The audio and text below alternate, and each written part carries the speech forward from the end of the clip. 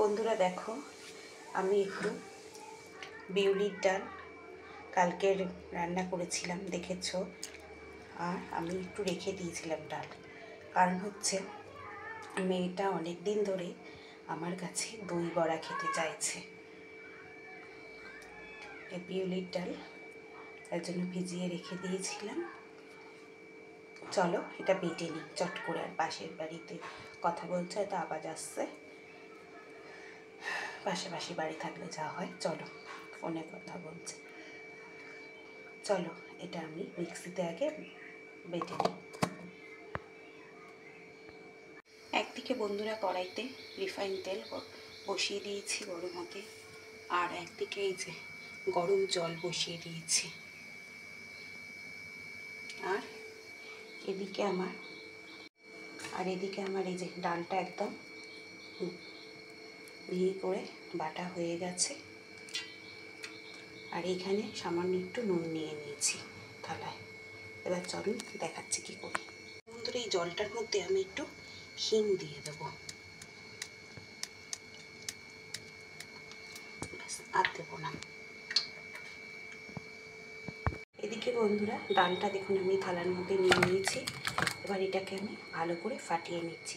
চলুন, এক হাতে ক্যামেরা ধরে তো ডালটা ফাটাতে পারবো না, আমি ডালটা ভালো করে আগে ফাটিয়ে নিই, তারপরে আসছি। এটা আমার ফাটানো হয়ে গেছে। আর এদিকে গামলার মধ্যে একটু জল নিয়ে নিয়েছি। দেখুন আমার ফাটানোটা ঠিক হয়েছে নাকি সেটা দেখবো জলের মধ্যে দিয়ে। যদি ফাটানো ঠিক হয় তাহলে এটা ভেসে থাকবে, দেখুন, নড়ে ডুবে যাবে।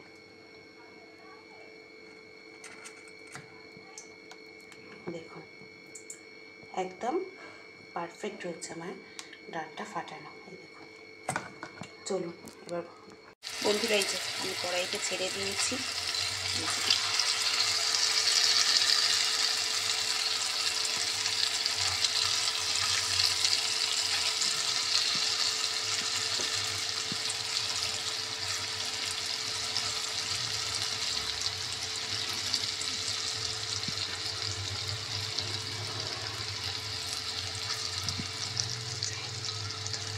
আর এদিকে আমি জলটা বন্ধ করে দিয়েছি।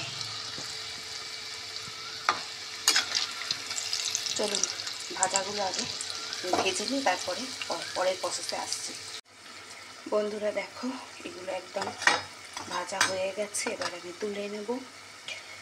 আর আমি সাইজটা বেশি বড় করে নেব। বুঝতে পারছো তো ক্যামেরাতে কি আসতে জানি না, মানে একদম বড় বড় যে হয় না ওটা করিনি, মিডিয়াম সাইজেরই আমি বড়াগুলো করেছি। ছোটও না এটা বড়ও না, মিডিয়াম সাইজের। চলো এটা তুলে নিই আগে। বন্ধুরা এই যে জলটা যে গরম করেছিলাম হিং দিয়ে, সেই জলটার মধ্যে আমি বড়াগুলো দিয়ে দিচ্ছি।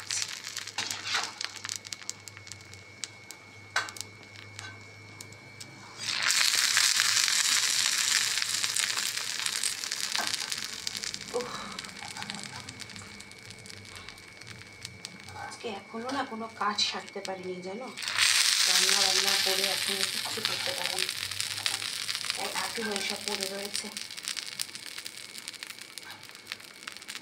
তারপরে এটা করে নিয়ে সব পরিষ্কার করতে। মেয়ে স্কুল থেকে এলে পরে আজকে একদম খুশি হয়ে যাবে। মেয়েটা দই বড়া খেতে খুব ভালোবাসে। ও জানো বন্ধুরা,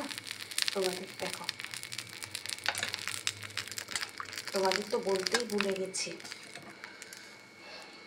চলো তোমাদের তো বলতেই ভুলে গেছি, আগের দিন যে আমি ডিম রান্না করেছিলাম না, ওই ডিম খেয়ে মেয়ের কি অ্যালার্জি জানো।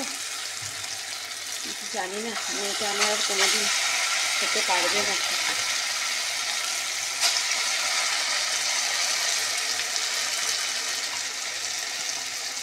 ওই রাউন্ডটা দিয়েছি, আবার আরেক রাউন্ড।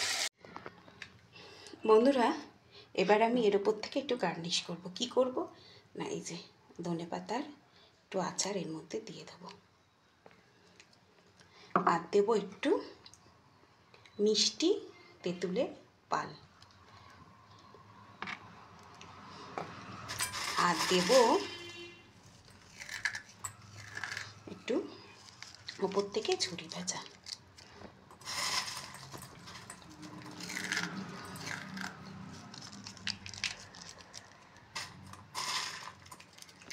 এই ঝুরি ভাজাটা আমার চ্যানেলে, আমার নিজের হাতে তৈরি ঝুরি ভাজা, অবশ্যই আপনারা দেখে নিতে পারেন। চলুন, আর ওপর আরেকটু দেবো হচ্ছে এর উপর দিয়ে এই যে একটু ভাজা মশলা।